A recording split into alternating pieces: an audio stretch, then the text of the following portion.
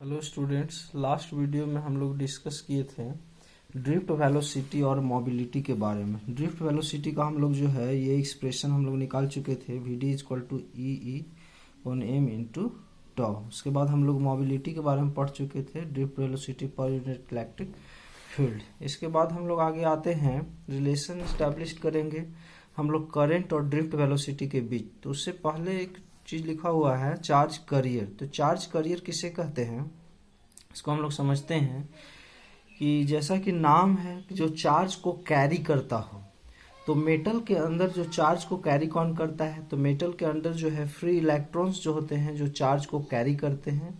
और इलेक्ट्रोलाइट्स क्या होते हैं, जैसे बैटरी के अंदर जो लिक्विड पदार्थ होता है जो इलेक्ट्रिसिटी को कंडक्ट करता है उसको हम लोग इलेक्ट्रोलाइट कहते हैं। या जैसे पानी में अगर हम लोग कोई साल्ट अगर घोल देंगे तो वो इलेक्ट्रोलाइट का काम करेगा, या वाटर में आप कोई एसिड को घोल दीजिएगा तो आयन में वहाँ रिजॉल्व हो जाता है। और जब उसमें इलेक्ट्रोड के माध्यम से जो है इलेक्ट्रिक फील्ड अप्लाई किया जाता है तो वो आयन जो है पॉजिटिव चार्ज और पॉजिटिव टर्मिनल और नेगेटिव टर्मिनल के बीच में जो है उसका मोशन होने लगता है, तो इलेक्ट्रिसिटी को कंडक्ट वहाँ भी होता है।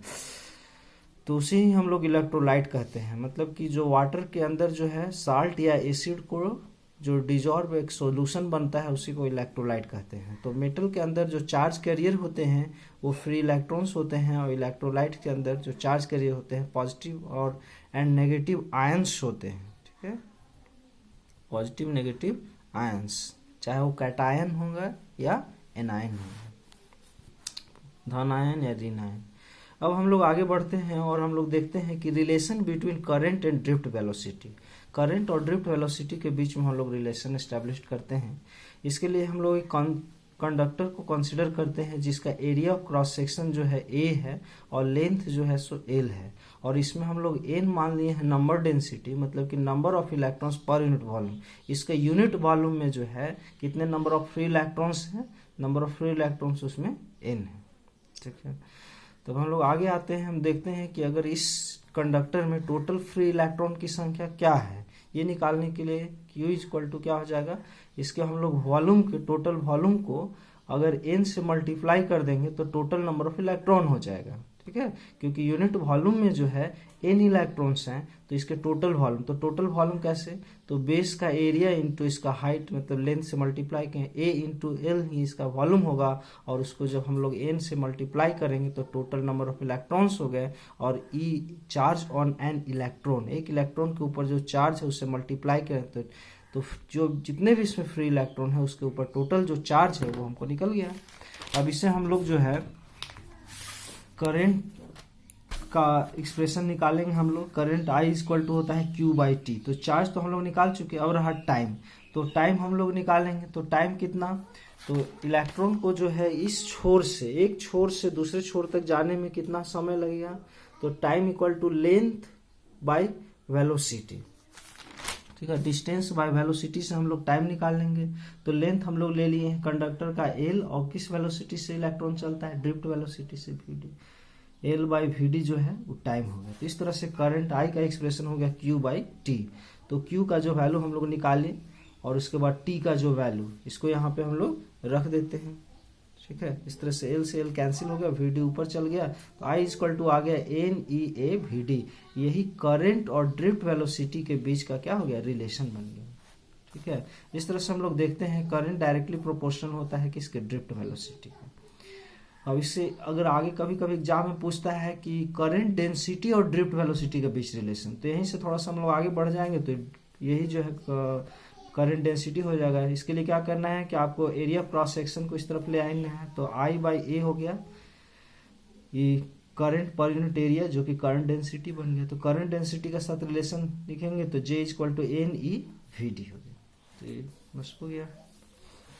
उसके बाद हम लोग आगे आते हैं कि derivation of Ohm's law from first principle. First principle के द्वारा जो है ओम्स लॉ को डिराइव करना। एक तो हम लोग डेरिवेशन हम लोग पढ़ चुके हैं एक्सपेरिमेंटल मेथड के द्वारा, अभी हम लोग फर्स्ट प्रिंसिपल के द्वारा डिराइव करते हैं।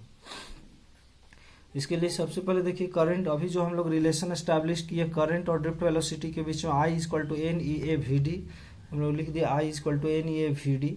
और यहाँ जो वी डी जो है उसका जो एक्सप्रेशन हम लोग पहले ही निकाल चुके हैं, ई टॉ बाई एम, ठीक है। और उसके बाद एक और चीज़ कि ई जो है electric field V by L भी एक्सप्रेशन हम लोग जो पढ़ चुके हैं, relation E equal to dV by dr।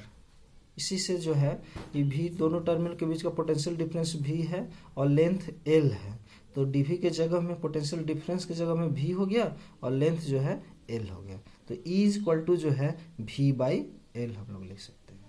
तो इस तरह से हम लोग VD का वैल्यू यहाँ पे रख देंगे, ठीक है, और यहाँ E का वैल्यू इसमें हम लोग रख देते हैं। पहले E का वैल्यू V बाई एल इसमें सब्स्टिट्यूट करते हैं। E का वैल्यू यहाँ सब्स्टिट्यूट कर दिया गया आपका, तो ये VD क्या बन गया, यहाँ VD आपको बन गया V बाई एल, E के जगह में सब्स्टिट्यूट कर दिया गया, ठीक है। उसके बाद जो है I का वैल्यू इस तरह से VD के जगह में जो है रख दिया गया, VD का वैल्यू NEA VD था, VD के जगह में सब्स्टिट्यूट कर दिया गया ये वाला वैल्यू। अब क्या करना है कि इसमें V को बस अलग कर दीजिए और बाकी आप देखेंगे कि बाकी जितने भी टर्म्स हैं इसमें वो सभी के सभी जो हैं वो कांस्टेंट है किसी गिवन कंडक्टर के लिए। जैसे कोई गिवन कंडक्टर है, जैसे कॉपर का एक कंडक्टर दिया हुआ है, तो कॉपर में number of electron per unit volume जो है हमेशा कांस्टेंट रहेगा। ई जो है charge on an electron, electron पे चार्ज तो बदल नहीं रहा है, area of cross section change नहीं होना है, रिलैक्सेशन टाइम अगर टेम्परेचर चेंज ना हो रहा हो तो रिलैक्सेशन टाइम में भी कोई परिवर्तन नहीं होगा। अब रहा मास ऑफ इलेक्ट्रॉन और लेंथ, ये सब सारे जो हैं सो कांस्टेंट हैं, ये पूरा पार्ट कांस्टेंट। भी को इधर ले, भी या भी को यहीं आई को नीचे ले गए, बाकी को इधर हम लोग कर देते हैं। तो इस तरह से हम लोग रीअरेंज करते हैं तो ये मिलता है। और V बाई आई जो कि ये वाला जो पूरा पोर्शन है कांस्टेंट है, और इसी कांस्टेंट को हम लोग R से डिनोट करते हैं, जिसको हम लोग रेजिस्टेंस कहते हैं। ये R बन गया। तो यहाँ पे हमको इस तरह से इक्वेशन 3 और 4 का यूज करेंगे तो V by I equal to हो गया आपका R, और V equal to I R, this is Ohm's law. यही हम लोग प्रूव हो गया हम लोग को।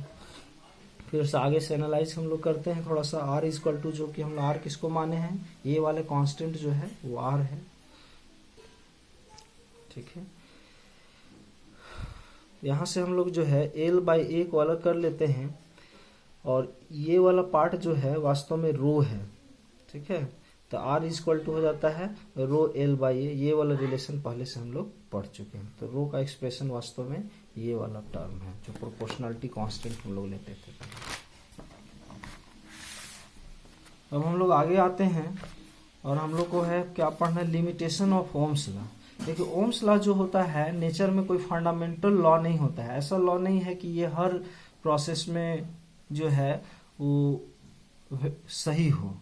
सब चीज़ों में ये लागू नहीं होता, कहीं कहीं सही होता है, कहीं कहीं सही नहीं होता है। सारे मटेरियल्स ओम्स लॉ को फॉलो नहीं करते हैं, उसके पास ये नेसेसरी कोई कंडीशन नहीं है कि ओम्स लॉ को फॉलो करना ही करना है। तो इस तरह से हम लोग सारे मटेरियल्स को जो है दो कैटेगरी में बांट सकते हैं, ओमिक कंडक्टर्स और नॉन ओमिक कंडक्टर। ऐसे कंडक्टर जो ओम्स लॉ को फॉलो करेंगे उसको हम लोग ओमिक कंडक्टर कहते हैं, और सारे मेटल्स जो होते हैं वो ओम्स लॉ को फॉलो करते हैं, इसलिए वो ओमिक कंडक्टर कहलाते हैं। उसके लिए हम लोग आई और वी के बीच में जब ग्राफ किसी मेटल के लिए खींचेंगे जो ओम्स लॉ को फॉलो करता है तो एकदम स्ट्रेट लाइन हमको मिलेगा। स्ट्रेट लाइन जो है ओम्स लॉ को वेरिफिकेशन को बता रहा है। कुछ ऐसे मटेरियल जैसे सेमीकंडक्टर डिवाइसेस हैं जिसमें कि आपका डायोड, ट्रांजिस्टर, वैक्यूम ट्यूब वगैरह जो होते हैं, उसके लिए जब हम लोग आई और वी के बीच में ग्राफ अगर हम लोग प्लॉट करते हैं तो हम लोग को इस तरह का ग्राफ हम लोग को मिलता है।